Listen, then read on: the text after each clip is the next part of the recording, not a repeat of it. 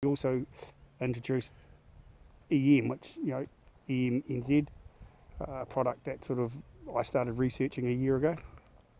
And I came about it primarily looking for a kumara grower who'd sort of had 30 years continually cropping the same sort of 100 acres. And we looked at the soil structure, and of course it was like 3 pieces of concrete with huge cracks, and of course there was no soil matrix.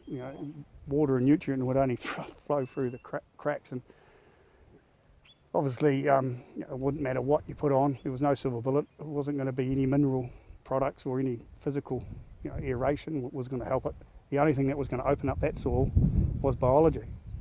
I was fully aware of that, having done postgraduate biology, but I didn't know. I became the farmer because I didn't know what products that were on the market that had robust science behind it, that were cost effective, and that actually worked. So after spending 3 or 4 months researching and reading and meeting people and learning,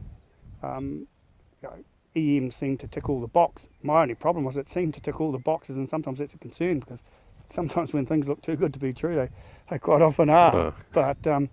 But anyway, the proof's in the pudding. So on paper it looked the best, and about a year ago now, just over a year, we applied just our Synergy Boost, which is a nitrogen product with 2 forms of nitrogen and 2 forms of sulphur, with